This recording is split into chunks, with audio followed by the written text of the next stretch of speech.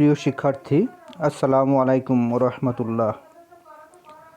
গত ক্লাসে ফিন্যান্সের একটি অধ্যায় একাদশ দ্বাদশ শ্রেণীতে তোমরা যারা পড়ছো, চতুর্থ অধ্যায় আর্থিক বিশ্লেষণ, ফাইন্যান্সিয়াল অ্যানালাইসিস, এ বিষয়ে তোমাদের একটা ক্লাসে আলোচনা করেছিলাম। আজ আমরা আবারও হালকা কিছু বিষয় আলোচনা করব সংক্ষেপে, যাতে তোমরা তোমাদের গত ক্লাসের আলোচ্য বিষয় আবার ঝালাই করে নিতে পারো। আর্থিক বিশ্লেষণে যে বিষয়টা নিয়ে আলোচনা করা হয়েছে সেটা তোমাদের একাদশ দ্বাদশ শ্রেণীর হিসাব বিজ্ঞান কোর্সের দ্বিতীয় পত্রের 10ম অধ্যায়ে একই বিষয় আলোচনা করা হয়েছে।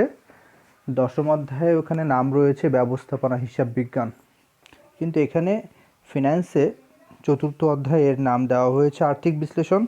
তোমরা দেখতে পাচ্ছ আর্থিক বিশ্লেষণের ভিতরে 5টা টপিক্সে আলোচনা করা হয়েছে। কি টুলস অফ ফাইন্যান্সিয়াল অ্যানালাইসিসে দেখতে পাচ্ছ 5টা টপিক্স।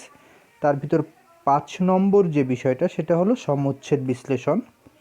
এই সমচ্ছেদ বিশ্লেষণটাই প্রকৃতপক্ষে হিসাব বিজ্ঞান দ্বিতীয় পত্রের 10ম অধ্যায়ের সাথে সামঞ্জস্যপূর্ণ একটা অধ্যায়, একই জিনিস।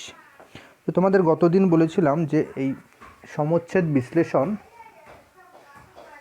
এটা শিখতে গেলে আমাদের প্রথমে জানতে হয় যে এই অধ্যায়ে ব্যয়কে কয় ভাগে ভাগ করা হয়েছে। আমরা জানি, গত ক্লাসে পড়েছিলাম, ব্যয় দুই প্রকার: স্থায়ী ব্যয় এবং পরিবর্তনশীল ব্যয়। স্থায়ী ব্যয়কে ইংরেজিতে বলা হয় ফিক্সড কস্ট এবং পরিবর্তনশীল ব্যয়কে বলা হয় ভেরিয়েবল কস্ট। তো দুই ধরনের ব্যয়ের ভিতর পার্থক্যটা কি আমরা এটা জানব। একটা উৎপাদনকারী প্রতিষ্ঠান যখন পণ্য উৎপাদন করতে যায় তখন তার কিছু ব্যয় হয়। প্রত্যেক একক পণ্য উৎপাদন করতে গিয়ে এককের সঙ্গে সঙ্গে ব্যয় বাড়তে থাকে। এই ধরনের ব্যয়কে বলা হয় পরিবর্তনশীল ব্যয়, ভেরিয়েবল কস্ট। আর যে ব্যয়টা এককের পরিমাণ বাড়া কমার সঙ্গে সঙ্গে ব্যয় বাড়ে বা কমে না, স্থির থাকে, তাকে বলা হয় স্থির ব্যয় বা স্থায়ী ব্যয়, ইংরেজিতে বলে ফিক্সড কস্ট।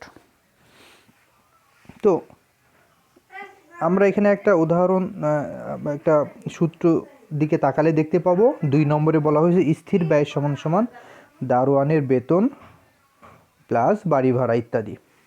আর 1 নম্বরে লেখা আছে একক প্রতি পরিবর্তনশীল ব্যয় সমান সমান একক প্রতি ক্রয় মূল্য যোগ একক প্রতি মজুরি যোগ একক প্রতি কারখানার ব্যয় যোগ অন্যান্য একক ব্যয়। অর্থাৎ এখানে একক বলতে এক একক বোঝাচ্ছে, একক প্রতি মানে এক একক। তো একক প্রতি পরিবর্তনশীল ব্যয় মানে হলো এক একক পণ্য উৎপাদন করতে গিয়ে আমার পরিবর্তনশীল ব্যয় কত, এবং সেক্ষেত্রে এই ক্রয় মূল্যটা এক এককের ক্রয় মূল্য এটাও পরিবর্তনশীল ব্যয়, এক এককের মজুরি ব্যয় এটাও পরিবর্তনশীল ব্যয়, এক এককের কারখানা ব্যয় এটাও পরিবর্তনশীল ব্যয়, আবার অন্যান্য একক ব্যয় যে যদি থাকে একক প্রতি সেটাও পরিবর্তনশীল ব্যয়। কিভাবে? আসো আমরা উদাহরণ দিয়ে শিখি। মনে করো আমরা কলম উৎপাদনকারী প্রতিষ্ঠান, আমাদের কলম উৎপাদন করে আমরা বিক্রি করি। সেক্ষেত্রে একটা কলমে যে প্লাস্টিক, সে প্লাস্টিক কিনতে আমাদের খরচ হয় 2 টাকা, এবং সেই কলমটা সেই প্লাস্টিক থেকে কলমে রূপান্তর করতে গিয়ে আমার আরও 1 টাকা মজুরি ব্যয় হয়। তাহলে 2 টাকা আর 1 টাকা 3 টাকা, এই 3 টাকা ব্যয় হয় আমার একটা কলমের জন্য। তা এখন যদি আমি একটা কলম উৎপাদন করি তাহলে আমার ব্যয় হবে 3 টাকা, আর যদি 2টো কলম উৎপাদন করি নিঃসন্দেহে তোমরা বলবা 6 টাকা। আর যদি 3টা কলম উৎপাদন করি তাহলে 3 গুণ 3 9 টাকা। যদি 4টা কলম উৎপাদন করি তাহলে 3 4 12 টাকা। অর্থাৎ এই যে একক কলমের উৎপাদন বৃদ্ধি করছি, আমার ব্যয়ও পরিবর্তিত হয়ে বৃদ্ধি পাচ্ছে। যেহেতু এই ব্যয়টা পরিবর্তন হয়, এই জন্য এই টাইপের ব্যয়কে বলা হয় পরিবর্তনশীল ব্যয়। এখন যে কারখানায় আমি কলমটা উৎপাদন করি সেই কারখানার একজন দারোয়ান আছে, সে আমার কারখানা পাহারা দেয়। তার কিন্তু এটা বিবেচনা করতে হবে না যে কত একক কলম উৎপাদন হচ্ছে এবং বিক্রি হচ্ছে। আমি যদি আদৌ কোনো কলম উৎপাদন না করি তারপরেও তাকে আমার নির্দিষ্ট পরিমাণ ভাড়া বেতন দিতে হবে। আবার যদি আমার ওই কারখানাটার কোনো ভাড়া থাকে, যে বাড়ি ভাড়া লেখা আছে, সেই কারখানার ভাড়াও আমাকে দিতে হবে, সেক্ষেত্রে আমি কলম উৎপাদন করি বা না করি। এই জন্য এই বাড়ি ভাড়া বা কারখানা ভাড়া, দারোয়ানের বেতন, এগুলো হচ্ছে স্থায়ী ব্যয়। পাশাপাশি পণ্যের ক্রয় মূল্য, পণ্যের মজুরি ব্যয় বা অন্যান্য প্রত্যক্ষ যে খরচগুলো, এগুলো হচ্ছে পরিবর্তনশীল ব্যয়। তাহলে আমরা পরিবর্তনশীল ব্যয় এবং স্থির ব্যয়ের পার্থক্য বুঝলাম। এবার আমাদের জানতে হবে একক প্রতি কন্ট্রিবিউশন বা দত্তাংশ কী। এই কন্ট্রিবিউশন বা দত্তাংশের আরও বেশ কিছু নাম আছে, নামগুলো আমরা একটু আগে জানি, তারপরে 3 নম্বরে আমরা যাব।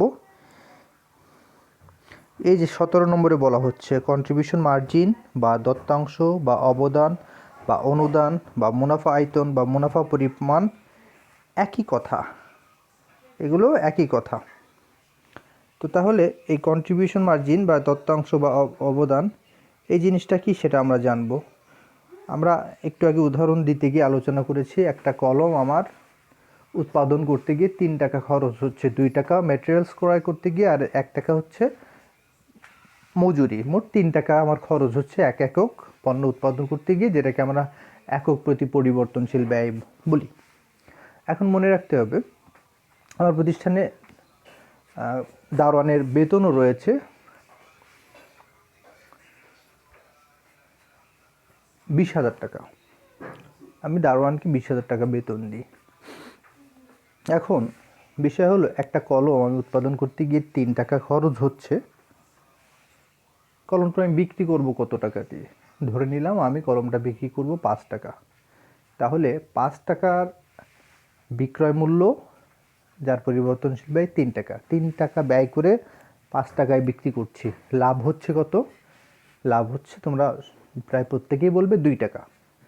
কিন্তু এই 2 টাকাকে আমরা লাভ বলবো না, মুনাফা বলবো না, কারণ আমার এখনও দারোয়ানের বেতন দিতে বাকি রয়েছে 20,000 টাকা। এই 20,000 টাকা যতক্ষণ না পর্যন্ত আমি দারোয়ানের বেতন দিচ্ছি, ততক্ষণ পর্যন্ত কিন্তু আমি এই 2 টাকাকে লাভ বা মুনাফা বলতে পারবো না। আমার দারোয়ানের বেতন পরিশোধ করা হয়ে গেলে এরপরে যত 2 টাকা থাকবে তাকে আমরা বলবো মুনাফা বা লাভ। তো আসো আমরা এবার একটু হিসাব করি, যে তাহলে আমরা এই যে 5 টাকা বিক্রয় মূল্য আর 3 টাকা পরিবর্তনশীল ব্যয়, 5 টাকা বিক্রয় মূল্য থেকে 3 টাকা পরিবর্তনশীল ব্যয় বাদ দিলে যে 2 টাকা থাকে, এটাকে আমরা কি বলবো? তার একটা নাম দিতে হবে, সেই নামটাই হচ্ছে একক প্রতি কন্ট্রিবিউশন বা দত্তাংশ। অর্থাৎ 2 টাকা হচ্ছে প্রত্যেক এককে আমার এই কন্ট্রিবিউশন থাকবে, আমার আমার মুনাফা অর্জনের জন্য ভূমিকা রাখবে। হ্যাঁ, যেটাকে বাংলায় দত্তাংশ বা অবদান বলে, ইংরেজিতে বলে কন্ট্রিবিউশন বা কন্ট্রিবিউশন মার্জিন। এবার মোট দত্তাংশ কেমনি বের করে দেখো, মোট দত্তাংশ সমান একক প্রতি কন্ট্রিবিউশন বা দত্তাংশ গুণ মোট বিক্রয় একক বা বার্ষিক বিক্রয় একক। মনে করো, এখন একটা জিনিস আমার মাথায় রাখতে হবে, তার আগে আমি এটা একটু শিখে নিই। এই যে 7 নম্বরে চলে যাচ্ছি। 7 নম্বরে বলতেছে সমচ্ছেদ বিন্দু বা বিইপি, ব্র্যাকেটে একক কি? বিইপি মানে হলো ব্রেক ইভেন পয়েন্ট, বাংলায় বলে সমচ্ছেদ বিন্দু। এই কথার অর্থ হচ্ছে, ওই যে একটা কলম বিক্রি করে আমার থাকছে 2 টাকা, কিন্তু আমার মাথার উপর স্থির ব্যয় রয়েছে 20,000 টাকা।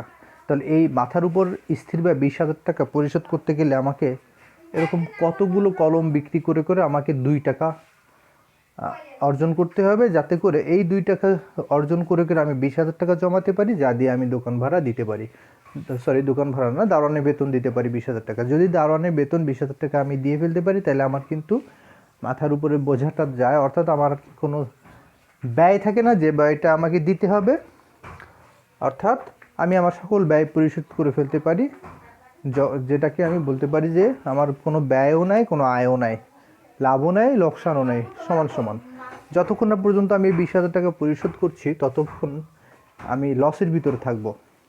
তো আসো আমরা বের করি যে কিভাবে আমরা এই কত একক বিক্রি করলে আমার দারোয়ানের বেতন স্থির ব্যয়টা ওঠে। দারোয়ানের বেতন শব্দটা না বলে আমরা তাকে স্থির ব্যয় বলবো, এখন থেকে স্থির ব্যয়টা ওঠে। তো আমরা কি করব, এই 20,000 টাকাকে ভাগ করব 2 দিয়ে। তো 20,000 টাকাকে যদি 2 দিয়ে ভাগ করি, উত্তর হবে 10,000 একক। অর্থাৎ আমি যদি 10,000 একক বিক্রি করি তাহলে প্রত্যেক এককে আমার 2 টাকা করে থাকবে, আর 10,000 এককের প্রত্যেক এককে 2 টাকা করে থাকলে মোট থাকবে আমার 20,000 টাকা। আর এই 20,000 টাকা যদি আমি স্থির ব্যয় হিসেবে দারোয়ানের বেতন হিসেবে দারোয়ানকে দিয়ে দিই তাহলে আমার কোনো আয়ও নাই ব্যয়ও নাই। এই অবস্থাকে বলা হয় সমুচ্ছেদ বিন্দু বা ব্রেক ইভেন পয়েন্ট, সংক্ষেপে বিইপি। তো এই অবস্থায় দ্বারা আমরা কি বুঝবো? দেখো 7 নম্বরে লেখা রয়েছে সমুচ্ছেদ বিন্দু বা বিইপি সমান সমান স্থির ব্যয় ভাগ একক প্রতি দত্তাংশ। অর্থাৎ স্থির ব্যয় হলো 20,000 টাকা আর একক প্রতি দত্তাংশ হচ্ছে 2 টাকা, ভাগ করলে বের হবে 10,000 একক। আর এই বিষয়টাকে ব্র্যাকেটের নিচে লিখে দেওয়া আছে যে কত একক ক্রয় ও বিক্রয় করলে কোনো লাভও হবে না ক্ষতি হবে না, অর্থাৎ আমার লাভ সমান সমান আয় সমান সমান ব্যয়। আর এই সমুচ্ছেদ বিন্দুর টাকা কিভাবে বের করবা? 7 নম্বরে বের করছে একক, 8 নম্বরে বের করবা হচ্ছে টাকা। কিভাবে টাকাটা বের করবা? ওই যে সমুচ্ছেদ বিন্দু একক যে 10,000 একক পাইছো গুণ একক প্রতি বিক্রয় মূল্য। একক প্রতি বিক্রয় মূল্য আমরা কত বলেছিলাম? 5 টাকা। তাহলে আমি 10,000 গুণ 5 গুণ করলে পাবো 50,000 টাকা। আমার সমুচ্ছেদ বিন্দু টাকা হলো 50,000 টাকা। এই টাকা বলতে বোঝায় আমি যে 10,000 একক বিক্রি করব তার বিক্রয় মূল্য কত, এটাকেই বলে সমুচ্ছেদ বিন্দু টাকা বা সমুচ্ছেদ বিন্দু বিক্রয়। এটা বের করার আরও কয়েকটা সূত্র দেখো নিচে দেওয়া আছে। তোমরা যারা ইজি অ্যাকাউন্টিং বইটা কিনেছো, ইজি অ্যাকাউন্টিং বইয়ের সঙ্গে ইজি ফিন্যান্স সাপ্লিমেন্টারি 1 নামে একটা অতিরিক্ত বই দেওয়া আছে, দেখবা ওই বইতে এই সূত্রগুলো সুন্দর করে আলোচনা করে দেওয়া আছে। তোমরা বইটা সংগ্রহ করে ফেলবা যাতে করে তোমাদের এই সূত্রগুলো সব এরকম শর্টলি সাজানো অবস্থায় তোমরা পেতে পারো এবং মুখস্থ করে ফেলতে পারো। আমরা সমুচ্ছেদ বিন্দু টাকা এবং সমুচ্ছেদ বিন্দু একক শিখলাম। এবার তোমাদের আরেকটা জিনিস শিখাই। এই যে দেখতে পাচ্ছ পরিবর্তনশীল ব্যয় অনুপাত 5 নম্বরে, 6 নম্বরে মুনাফা আয়তন বা দত্তাংশ বা অবদান অনুপাত। হ্যাঁ, তো এই অনুপাতগুলো যখন চাবে তখন তোমরা কিভাবে সূত্রগুলো তৈরি করবা? তোমরা 5 এবং 6-এর দিকে তাকালেই দেখতে পাবা 5 এবং 6-এর সূত্রের দুটোতেই নিচে লেখা আছে একক প্রতি বিক্রয় মূল্য। 5-এর ক্ষেত্রেও নিচে লেখা একক প্রতি বিক্রয় মূল্য, 6-এর ক্ষেত্রেও লেখা একক প্রতি বিক্রয় মূল্য। অর্থাৎ যখনই কোনো অনুপাত চায় মনে রাখতে হবে সবসময় নিচে থাকবে বিক্রয়, অর্থাৎ বিক্রয়ের ভিত্তিতে অনুপাতটা বের করতে হয়। আর যার অনুপাত চাচ্ছে সে থাকবে উপরে। যেমন ধরো পরিবর্তনশীল ব্যয় অনুপাত চাইছে, আমরা উপরে লিখছি পরিবর্তনশীল ব্যয়, নিচে লিখছি বিক্রয় মূল্য। মুনাফা আয়তন বা অবদান অনুপাত চাইছে, উপরে দেখো আমরা অবদান বা দত্তাংশ লিখছি, নিচে লিখছি বিক্রয় মূল্য। একইভাবে যদি মুনাফা অন্য কোনো অনুপাত চায়, যেমন আমি একটা যেমন ধরো নিরাপত্তা প্রান্ত অনুপাত 13 নম্বরে দেখতে পাচ্ছ, নিরাপত্তা প্রান্ত অনুপাত সমান সমান উপরে নিরাপত্তা প্রান্ত টাকা, নিচে বিক্রয় মূল্য। আচ্ছা, আবার দেখাচ্ছে যে মুনাফা অনুপাত 16 নম্বরে দেখো সমান সমান মুনাফা ভাগ মোট, নিচে মোট বিক্রয় মূল্য। অর্থাৎ প্রথমে মুনাফা মানে হলো এটা উপরে মুনাফা আর নিচে বিক্রয় মূল্য গুণ 100। তাহলে আমরা যে কোনো কিছুর অনুপাত বের করার কৌশলটা শিখে ফেললাম। আচ্ছা, এবার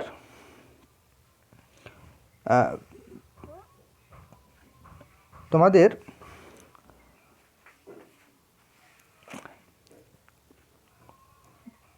শিখাবো হচ্ছে নিরাপত্তা প্রান্ত একক কীভাবে বের করতে হয়। 9 নম্বরটা দেখো।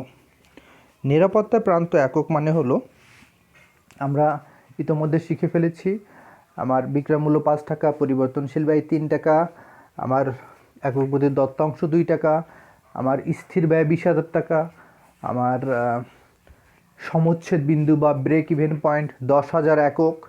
আমরা শিখে ফেলেছি কীভাবে অনুপাত বিশ্লেষণ, বিভিন্ন রকম অনুপাত বের করতে হয়, যেমন পরিবর্তনশীল ব্যয় অনুপাত, মুনাফা অনুপাত, দত্তাংশ অনুপাত, নিরাপত্তা প্রান্ত অনুপাত। এবার আমরা শিখব নিরাপত্তা প্রান্ত কী। নিরাপত্তা প্রান্ত মানে হলো আমার যে সমুচ্ছেদ, আমার যে পরিমাণ একক বিক্রি করে লাভও নেয় লসও নেয়, অর্থাৎ সমুচ্ছেদ বিন্দু, ইংরেজিতে বলে বিইপি, তার থেকে যত বেশি একক আমি উৎপাদন করব তাকে বলা হবে নিরাপত্তা প্রান্ত। যেমন ধরো আমি যদি 12,000 একক উৎপাদন ও বিক্রি করি তাহলে আমার নিরাপত্তা প্রান্ত হবে, আমার সমুচ্ছেদ বিন্দু হলো 10,000 একক, তার উপরে কত একক বিক্রি করছি? 2,000 একক। অর্থাৎ আমি যদি 12,000 একক বিক্রি করি তাহলে সমুচ্ছেদ বিন্দুর থেকে 12,000 একক হচ্ছে মোট 2,000 একক। এই 2,000 এককে বলা হবে নিরাপত্তা প্রান্ত একক। আমি যদি 15,000 একক বিক্রি করি তাহলে 15,000 বিয়োগ 10,000 সমান সমান হবে হচ্ছে 5,000 একক। এই জন্য নিরাপত্তা প্রান্ত একক দেখো লিখতেছে মোট বা বার্ষিক বিক্রয় সমান সমান সমুচ্ছেদ বিন্দু একক। ওখানে মোট বা বার্ষিক বিক্রয় ব্র্যাকেট হচ্ছে একক বিয়োগ সমুচ্ছেদ বিন্দু একক। আর 10 নম্বর সূত্রে দেখো নিরাপত্তা প্রান্ত টাকা কীভাবে বের করবা। নিরাপত্তা প্রান্ত একক গুণ একক প্রতি বিক্রয় মূল্য। অর্থাৎ আমি যদি আমার বার্ষিক বিক্রয় বা মোট বিক্রয় যদি 12,000 একক হয়, তাহলে 9 নম্বরে নিরাপত্তা প্রান্ত একক বের করব। 12,000 একক বিয়োগ সমচ্ছেদ বিন্দু 10,000 একক সমান সমান 2,000 একক হচ্ছে নিরাপত্তা প্রান্ত। আবার 10 নম্বরে বলা হয়েছে নিরাপত্তা প্রান্ত টাকা বের করো। সেক্ষেত্রে নিরাপত্তা প্রান্ত একক হচ্ছে 2,000 গুণ একক প্রতি বিক্রয় মূল্য হচ্ছে 5 টাকা। তার মানে কত? 10,000 টাকা। অর্থাৎ 2,000 এককের দাম কত। তার নিচে দেখো বিকল্প একটা সূত্র আছে, সূত্রটাও তোমরা শিখে নেবে। তো প্রিয় শিক্ষার্থী, তোমরা যারা দেখছো তোমাদেরকে আবার অভিনন্দন জানাচ্ছি। এই ক্লাসটা তোমরা যারা দেখছো তারা এটা খাতায় নোট করে নিবা। তোমরা তোমাদের ইজি অ্যাকাউন্টিং বইয়ের সাপ্লিমেন্টারি থেকে যে সূত্রগুলো সব মুখস্থ করে ফেলবা। সহজে আলোচনা করে দেওয়া হলো। যদি কোনো প্রশ্ন থাকে কমেন্টস বক্সে করবা বা আমাকে সরাসরি ফোন করবা। এই অধ্যায়টা খুবই গুরুত্বপূর্ণ, ফিনান্স এবং অ্যাকাউন্টিং দুটো সাবজেক্টের জন্যই। এমনকি তোমাদের অর্ধবার্ষিকী পরীক্ষায় এখান থেকে প্রশ্ন আসবে। আশা করি অন্ততপক্ষে 5টা প্রশ্ন তোমরা এখান থেকে পাবা ইনশাল্লাহ। সো এই অধ্যায়টা গুরুত্বের সঙ্গে শেখো। যদি তোমাদের কোনো প্রশ্ন থাকে নেক্সট ক্লাসে বা কমেন্টস বক্সে করবা। তোমাদের এর পরের ক্লাস আমি করব হচ্ছে ব্যাংক সমন্বয় বিবরণীর দ্বিতীয় ক্লাস করব। তোমাদের আগেই একটা ব্যাংক সমন্বয় বিবরণী ক্লাস নেওয়া হয়েছে। ব্যাংক সমন্বয় বিবরণীর দ্বিতীয় ক্লাস করব ইনশাল্লাহ। এতে তোমাদের ব্যাংক সমন্বয় বিবরণীটা ক্লিয়ার হয়ে যাবে। তো সকলকে আবারও ধন্যবাদ জানাচ্ছি। সকলে ভালো থাকো। আসসালামু আলাইকুম রহমতুল্লাহ।